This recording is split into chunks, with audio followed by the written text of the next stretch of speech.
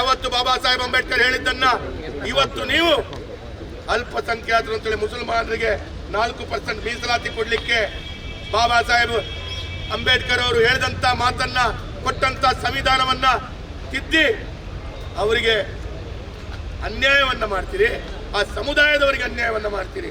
ಇವತ್ತು ನಾನು ಒಂದು ಮಾತನ್ನ ಈ ಸಂದರ್ಭದಲ್ಲಿ ಹೇಳಲಿಕ್ಕೆ ಬಯಸ್ತಾ ಇದ್ದೇನೆ. DK ಶಿವಕುಮಾರ್ ಅವರೇ, ನೀವು ನಿಮ್ಮಂತ ನೂರಾರು ಸಾವಿರಾರು ಜನರು ಬಂದರೂ ಕೂಡ ಆ ಸಂವಿಧಾನವನ್ನು ತಿದ್ದಲಿಕ್ಕೆ ಭಾರತೀಯ ಜನತಾ ಪಾರ್ಟಿ ಬಿಡಲ್ಲ. ನೀವಲ್ಲ, ನಿಮ್ಮಂತ ನೂರಾರು ಸಾವಿರಾರು DKC ಬಂದರೂ ಕೂಡ ಈ ಸಂವಿಧಾನವನ್ನ ತಿದ್ದಲು ಭಾರತೀಯ ಜನತಾ ಪಾರ್ಟಿ ಬಿಡಲ್ಲ. ಭಾರತ ಪರಿಶಿಷ್ಟ ಬಂಧುಗಳ ಹೊಂದಿಗಿದ್ದೇವೆ. ನಾವು ಅವರಿಗೆ ಸಿಕ್ಕಬೇಕಾದಂತ ನ್ಯಾಯವಾದಂತ ವ್ಯವಸ್ಥೆಗಳನ್ನು ಕಲ್ಪಿಸಿಕೊಡ್ಲಿಕ್ಕೆ ಭಾರತೀಯ ಜನತಾ ಪಾರ್ಟಿ ಇದೆ. ಇವತ್ತು ಜೇಬಿನಲ್ಲಿ ಸಂವಿಧಾನದ ಪುಸ್ತಕವನ್ನು ಇಟ್ಕೊಂಡು ಲೋಕಸಭೆಯಲ್ಲಿ ಅಲ್ಲಿ ಇಲ್ಲಿ ತಿರುಗಾಡ್ತಿರುವಂತ ರಾಹುಲ್ ಗಾಂಧಿ ಇವತ್ತು ತನ್ನದೇ ಪಕ್ಷದ ರಾಜ್ಯಾಧ್ಯಕ್ಷ ಈ ಹೇಳಿಕೆ ಕೊಟ್ಟಾಗ ಅವರು ಎಲ್ಲಿ ಅವಿತು ಕೂತ್ಕೊಂಡಿದ್ದಾರೆ, ಎಲ್ಲಿ ಮುಳುಗಿ ಹೋಗಿದ್ದಾರೆ ಗೊತ್ತಿಲ್ಲ. ರಾಹುಲ್ ಗಾಂಧಿ ಇವತ್ತು ಮಾತಾಡಬೇಕು. ಇವತ್ತು ಮಾತೆತ್ತಿದ್ದಾರೆ. ಎಲ್ಲೋ ಒಂದು ಕಡೆ ಹಲವು ಬುದ್ಧಿಜೀವಿಗಳು ಮಾತಾಡ್ತಾರೆ, ಬಿಜೆಪಿಯವರ ಬಗ್ಗೆ ಮಾತಾಡ್ತಾರೆ. ಅವರು ಕೂಡ ಇವತ್ತು ಎಲ್ಲಿ ಕೂತ್ಕೊಂಡಿದ್ದಾರೆ ಗೊತ್ತಿಲ್ಲ. ಇವತ್ತು ಬಹಳ ದುಃಖ ಆಗುತ್ತೆ. ಕಾರಣಿಕವ್ರೆ, ಮಂಗಳೂರಿನ ಜ್ಯೋತಿ ಟಾಕೀಸ್ನ ಬಳಿಯಲ್ಲಿ ನಾವು ಅಂಬೇಡ್ಕರ್ ಅವರ ಒತ್ತಡ ಆಗಬೇಕು ಅಂತೇಳಿ ಸುಧೀರ್ ಶೆಟ್ಟಿ ಅವರು ಮೇಯರ್ ಇರುವಾಗ ನಾನು ಭರತ್ ಶೆಟ್ಟಿ ಅವರು ನಿಂತು ಅಲ್ಲಿ ಶಿಲಾನ್ಯಾಸವನ್ನ ಮಾಡಿದೆವು. ಇವತ್ತು ತನಕ ಈ ಕಾಂಗ್ರೆಸ್ನ ಆಡಳಿತಕ್ಕೆ ಅದನ್ನು ಅನುಷ್ಠಾನ ಮಾಡಲಿಕ್ಕೆ ತಾಕತ್ತು ಬಂದಿಲ್ಲ. ಯಾಕೆ? ನಾವು ಶಿಲಾನ್ಯಾಸ ಮಾಡಿ ಅಂಬೇಡ್ಕರ್ ಅವರ ಅಲ್ಲಿ ವಿಶೇಷವಾಗಿ ಅವರಿಗೆ ಗೌರವ ಸಲ್ಲಿಸಬೇಕು ಅಂತ ಹೇಳಿದ ಕಾರಣ ಆ ಸರ್ಕಲ್ ಅಲ್ಲಿ ಅಂಬೇಡ್ಕರ್ ಅವರ ಒಂದು ವಿಶೇಷವಾದಂಥ ವ್ರತ ಆಗಬೇಕು ಅಂತೇಳಿ ನಿರ್ಣಯವನ್ನು ತಗೊಂಡು ಗುದ್ದಲಿ ಪೂಜೆ ಶಿಲಾನ್ಯಾಸವನ್ನ ಮಾಡಿದ್ದೇವೆ. ಹಣ ಇಟ್ಟಿದ್ದೇವೆ. ಅದರಲ್ಲಿ ಕೂಡ ಬ್ಯಾಂಕಿನವರು ಅದಕ್ಕೆ ಕೊಡುಗೆಯನ್ನು ಕೊಡ್ತಾರೆ ಅಂತ ಹೇಳುವುದಲ್ಲ, ಪತ್ರವನ್ನು ಮಹಾನಗರ ಪಾಲಿಕೆ ಕೊಟ್ಟಿದ್ದೇವೆ. ಇವತ್ತು ಮಹಾನಗರ ಪಾಲಿಕೆ ನಿಮ್ಮ ಆಡಳಿತದ ವ್ಯವಸ್ಥೆಯಲ್ಲಿದೆ, ರಾಜ್ಯ ಸರ್ಕಾರ ನಿಮ್ಮ ಆಡಳಿತದಲ್ಲಿದೆ.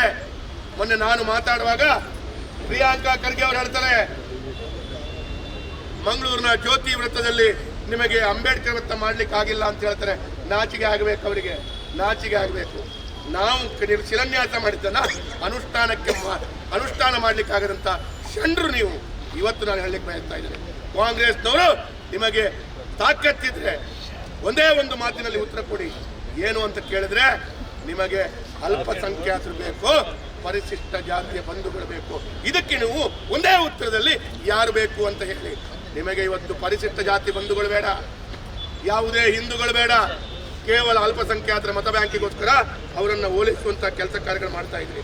ಹಾಗಾಗಿ ಇವತ್ತು ಸಂವಿಧಾನದ ಸಂದರ್ಭದಲ್ಲಿ ತುರ್ತು ಪರಿಸ್ಥಿತಿ ಹೇಳಿ ಸಂವಿಧಾನ ವಿರೋಧಿ ಮಾಡಿದ್ದು ಕಾಂಗ್ರೆಸ್. ಹೀಗೆ ಹೇಳಲಿಕ್ಕೆ ಹೋದ್ರೆ 1-2 ಇದೆ. ಹಾಗಾಗಿ ಇವತ್ತು ಭಾರತೀಯ ಜನತಾ ಪಾರ್ಟಿ ಇವತ್ತು ಇದನ್ನು ಪ್ರಬಲವಾಗಿ ವಿರೋಧಿಸುತ್ತದೆ. DK ಶಿವಕುಮಾರ್ ಅವರೇ, ತಿಳ್ಕೊಳ್ಳಿ, ನೀವು ಕೂಡ ಸಂವಿಧಾನಧಾರಿತವಾಗಿ ಕೂತ್ಕೊಳ್ಳುವಂತ ಈ ಒಂದು ಹುದ್ದೆ ನಿಮಗೆ ಶಾಶ್ವತವಲ್ಲ. ಅದಕ್ಕಾಗಿ ಮುಸ್ಲಿಮರಿಗೆ ಓಲೈಕೆ ಮಾಡೋದಷ್ಟಲ್ಲಿ ಈ ರೀತಿಯ ಹೇಳಿಕೆಯನ್ನು ಕೊಟ್ಟದ್ದು. ನಾನಿವತ್ತು ಭಾರತೀಯ ಜನತಾ ಪಾರ್ಟಿಯ ಶಾಸಕನಾಗಿ ನಮ್ಮ 18 ಶಾಸಕರು ನೀವು ಅಮಾನತು ಮಾಡಿದ್ರಿ. ನೀವು ಇವತ್ತು ಹೇಳ್ತೀರಾ ನಾವು ಸಂವಿಧಾನದ ವ್ಯವಸ್ಥೆಯಲ್ಲಿ ಆ ಪೀಠಕ್ಕೆ ಗೌರವ ಕೊಟ್ಟಿಲ್ಲ, ನೀವು ಅಂಬೇಡ್ಕರ್ ಅವರಿಗೆ ಗೌರವ ಕೊಡ್ತಾ ಇಲ್ಲ, ನೀವು ಪರಿಶಿಷ್ಟ ಜಾತಿಗಳಿಗೆ ಗೌರವ ಕೊಡ್ತಾ ಇಲ್ಲ, ನೀವು ಸಂವಿಧಾನಕ್ಕೆ ಗೌರವ ಕೊಡ್ತಾ ಇಲ್ಲ. ಹಾಗಾಗಿ DK ಶಿವಕುಮಾರ್ ಅವರು ಉಪಮುಖ್ಯಮಂತ್ರಿ ಸ್ಥಾನಕ್ಕೆ ರಾಜೀನಾಮೆಯನ್ನ ಕೊಡಬೇಕು ಮತ್ತು DK ಶಿವಕುಮಾರ್ ಅವರು ಇಡೀ ಕರ್ನಾಟಕದ ಜನತೆ ಎದುರುಗಡೆ ಕ್ಷಮೆಯನ್ನ ಯಾಚಿಸಬೇಕು ಅಂತ ಹೇಳುವಂಥದ್ದು ನಾನು ಈ ಸಂದರ್ಭದಲ್ಲಿ ನಾನು ಆಗ್ರಹ ಮಾಡ್ತಾ ಈ ಪ್ರತಿಭಟನಾ